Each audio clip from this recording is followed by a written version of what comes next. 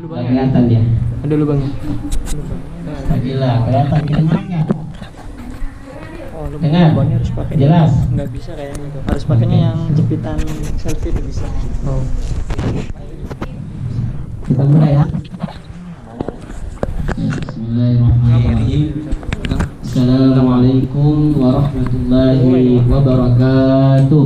Waalaikumsalam warahmatullahi wabarakatuh. Alhamdulillahi wa kafa. Wassalatu wassalamu ala sayyidina an-nabiy al-mustafa Muhammadin sallallahu alaihi wasallam, sayyidul mursalin wa sayyidul anbiya. Asyhadu an la ilaha illallah wa asyhadu anna Muhammadan abduhu wa rasuluh la nabiyya ba'dah. Alhamdulillah, puji syukur kepada Allah Subhanahu wa taala karena pada malam hari ini kita diberikan suatu kesempatan yang sangat besar, suatu nikmat kesempatan yang sangat besar untuk menghadiri suatu perkumpulan, suatu kegiatan kita PTKI dengan tema sharing ya. Jadi tema besarnya adalah sharing session. Ini bukan acara formal tapi semi formal. Jadi kita lebih nanti mungkin akan lebih banyak di sesi tanya jawab supaya lebih seru ya. Dan kenapa ini menjadi sesuatu yang sangat sangat bernilai, karena pada saat ini kita kedatangan tamu yang besar, tamu yang agung ya saya, yang nanti kita akan mendengarkan dari Al-Ustadz, akan mendengarkan satu yang mungkin akan baru di telinga teman-teman semua. Karena apa? Karena mungkin teman-teman dari daerah, dari pondoknya misalnya langsung terbang ke Kairo, dan tidak mengetahui apa-apa sebenarnya yang menanti teman-teman di Indonesia. Ya, jadi di depan kita ini nanti akan saya bacakan kurikulum vitae atau biodata beliau, biodata ustadznya, supaya teman-teman bisa lebih mengenal beliau nantinya. Dan nanti di kurikulum vitae-nya nanti akan dibaca, siapa tahu nanti akan ada pertanyaan di situ juga. Ya. Kemudian salawat dan salam kepada junjungan Nabi besar Muhammad sallallahu alaihi wasallam. Allahumma sholli wa sallim ala sayyidina Muhammad. Oke, semuanya yang barusan saya informasikan bahwa di samping saya sudah ada pembicara kita atau pemateri kita pada malam hari ini. Beliau akan sharing kepada kita semua, terutama teman-teman semua ini. Banyak sekali sebenarnya yang ingin diangkat oleh beliau, cuma nanti karena waktu membatasi jadi cuma berapa. Dengan tema umum kita pada malam hari ini yaitu tentang global vision. Tahu global vision itu? Nggak tahu kan? Kalau belum tahu nanti makanya dengarkan baik-baik. Dan kebutuhan Indonesia di masa depan. Nah, apa kebutuhan Indonesia di masa depan? Apakah teman-teman di sini ketika pulang ke Indonesia nantinya bisa menjadi sesuatu yang atau seseorang yang dibutuhkan Indonesia ke depannya? Apakah teman-teman bisa bermanfaat atau berguna di Indonesia di depannya? Nah, di sini akan nanti dipaparkan apa-apa yang sebenarnya Indonesia butuhkan sekarang. Muskilah-muskilah, permasalahan-permasalahan yang dialami sekarang Indonesia itu apa? Dan teman-teman, karena mumpung masih berada di sini menuntut ilmu di Al-Azhar dengan manhaj wasatiyahnya, itu nanti bisa menjadi bekal, atau teman-teman bisa mengumpulkan bekal yang nantinya akan dipergunakan di Indonesia. Ya, oke, tidak usah berlama-lama, Teman-teman juga sudah baca apa yang akan dibahas di situ. Untuk hari ini saya akan membacakan kurikulum kita atau biodata secara ringkas saja, ya. Nama pemateri kita pada malam hari ini. Jadi tolong ya, jadi dicatat yang penting-penting. Soalnya ini ilmu yang sangat berharga ini. Dan banyak ini ilmu mungkin teman-teman tidak akan dapat di bangku kuliah. Di buku muqarrar nggak akan dapat ini. Nggak akan dapat. Ini ilmu tentang pengalaman kehidupan, ya. Pengalaman kehidupan. Ya, makanya ini sangat berharga. Ini tidak bisa dinilai dengan duit lah, dengan gini. Oke, pemateri kita pada malam hari ini yang bernama Al-Ustadz Faisal Hilmi STHI.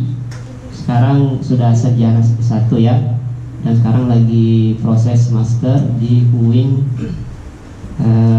Syarif Hidayatullah Jakarta. Beliau adalah teman saya, ya. Teman saya.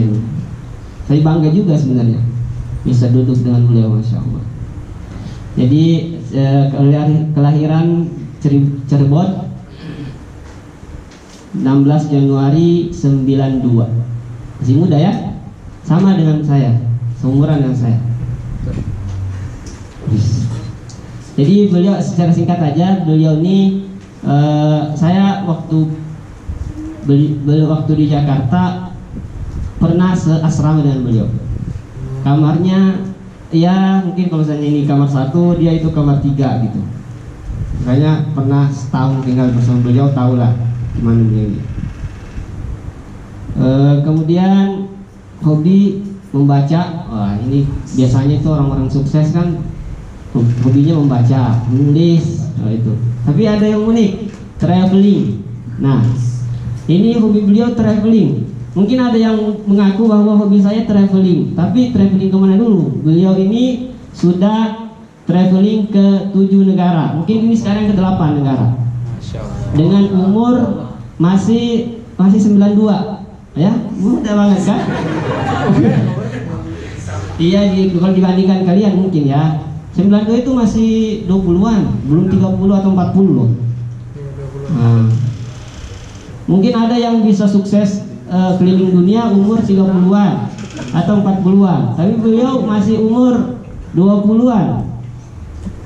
20-an udah ke 7 negara. Saya tadi baca di sini masih di sekitar di negara Asia lah. Asia, tapi ini pertama di Afrika, Mesir ya. Nah, nanti teman-teman bisa nanti beliau mungkin bisa sharing trik-triknya gimana bisa traveling ke luar negeri. Kalau kalian kan beli tiket tuh sama calonnya itu kan, langsung ke sini aja. Beliau tuh sendiri yang ada trik-triknya bisa keliling negara dengan ongkos murah, tarif murah. Mudah nanti bisa di-share. Kayak konsentrasi beliau tafsir Quran, ada yang jurusan Usuluddin di sini. Nantinya tafsir Quran ya, di UIN ada jurusan tafsir Quran juga. Beliau SD, SMA, SD, MTS, SMA di Cirebon, kemudian lanjut di Jakarta S1, kemudian S2 juga di Jakarta. Kemudian di pengalaman menarik nih ya, selama kuliah S1, nah ini selama masih kuliah di S1 sering mewakili kampus dan Indonesia. Wah, kampus dan Indonesia yang diwakili ini, bukan kampus doang tapi Indonesia. Dalam kegiatan tingkat nasional dan internasional di Singapura, Malaysia, Thailand, Filipina, Cina, Korea, dan lain-lain. Habis dibacakan semua lah. Mantap. Jadi jangan main-main nih sama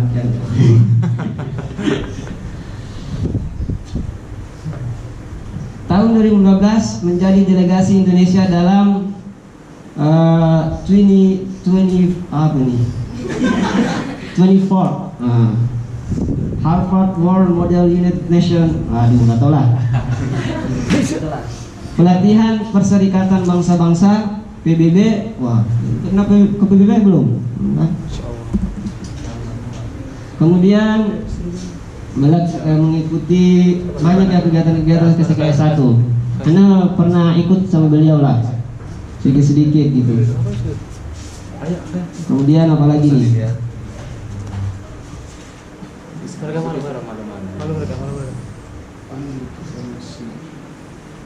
Nah, selama kuliah beliau juga aktif usaha ya. Selama kuliah juga beliau aktif usaha. Jadi di sini disebutkan awalnya dia bekerja pada S1 itu, pada semester 1 dia sudah menjadi wartawan. Ya kan, wartawan di sini. Kemudian menjadi admin web majalah Muzaki tahun 2010. Kemudian tahun 2012, nah ini menarik juga nih. Tahun 2012 beliau membuka sebuah kursus bahasa Arab dan Inggris serta prakteknya di luar negeri. Jadi belajarnya di Indonesia ya setiap hari. Nah, ketika ingin lulus, nah itu prakteknya di luar negeri. Jadi diberangkatkan tuh peserta. Misalnya kita ada kursus 20 orang. Nah, belajar dulu selama berapa bulan. Ketika ingin lulus dapat sertifikat, diberangkatkan ke luar negeri, ngomong sama native speakernya langsung. Gitu. Nah, itu dia punya usaha kayak gitu. Jadi apa namanya kursusnya itu kemarin tuh lupa apa namanya? Albrecht English and Arabic Course. Oke. Bisa juga ya saya bahasa Inggris ya? Proses lah, proses. Kemudian dia membuka usaha Go Edu Travel. Wah, karena dia hobi traveling, dia buka usaha traveling juga. Cuma tidak semua apa usaha kita itu menuai hasil, ya berjalan sesuai apa yang kita inginkan. Jatuh pun pasti ada dalam perjalanan itu. Saat membangun passion dan mimpi besarnya, sempat mengalami kebangkrutan, ya, dan hutang hampir 70 juta. Pak coba ya, ini masih muda berani gitu, 70 juta. Gimana kalau kita berhutang tuh kita pusing lah. Mana ini ya? Tapi inilah bukti, walaupun kita punya hutang 100 juta, 1 miliar, beliau tetap masih hidup. Berarti hutang itu nggak membunuh, ya. Hutang itu nggak membunuh. Selama kita menyikapinya dengan baik, Sebagai mahasiswa dan dari orang tua yang tidak berada, tentu duit 70 juta itu bukan kecil ya, gede. Namun kegagalan yang terjadi tidak memotong semangatnya, gitulah ya. Baginya ini dipandang sebagai ongkos belajar entrepreneur. Jadi beliau entrepreneur juga ya. Dan merupakan resiko bermimpi besar. Nah, ini juga salah satu yang akan dibahas nanti. Bermimpi besar, berani bermimpi besar. Karena banyak yang pemikirannya cuma mana gitu, asal kampus, kuliah, selesai LC pulang udah. Begitu aja. Di sini kita nanti akan diajarkan bagaimana bermimpi besar. Teman-teman diajarkan bagaimana kita harus punya mimpi yang melebihi yang lain-lainnya. Karena inilah yang akan membedakan teman-teman dengan mahasiswa-mahasiswa yang lain. Oke. Kemudian apalagi nih? Mempunyai saat ini memimpin ada grup pelatihan dan pengembangan diri Positive Impact Center. Bisa dicek websitenya di www.positiveimpactcenter.com. Nantilah tanya sama beliau lah ya. Nggak bisa diulangi. Mendirikan dan memimpin gerakan Indonesia mendunia. Wah, ada juga gerakan Indonesia mendunia. Ini tujuannya itu gerakan yang mengenalkan keindahan pariwisata, produk jasa dan kearifan seni budaya Indonesia pada dunia. Nah, tadi udah ya, beliau merupakan delegasi tadi Asia Pasifik, ada presentator mewakili Indonesia dalam Innovation Social Congress International di Universitas de las Manila, Filipina. Menjadi delegasi Indonesia di Harvard tadi. Kemudian, nah ini juga nih yang menarik nih, meraih juara 2 esai terbaik tingkat nasional. Nah ini jadi beliau bisa tulis menulis juga ya. Ini bukunya yang saya baca nih, bukunya. Jadi saya baca biografi dari bukunya. Ya. Itu aja lah, banyak sebenarnya. Tapi itu aja yang penting-penting. Yang lainnya nanti bisa ditanyakan. Oh, satu lagi, status. Ini dia penting. Penting gak nih? Coba jawab sih. Status. Penting kan Ustaz? Status. Pengen tahu. Ah? Bisa. Bukan rahasia kan? Oh, Terbahaya rahasia. oh. Jadi status beliau saat ini telah menikah. Kok yang sabar ya. Sabar. Aduh. Beliau lebih apa?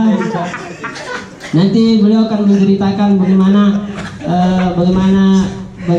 kekuatan behind of the man. There is the woman. There's the wife katanya. Ya.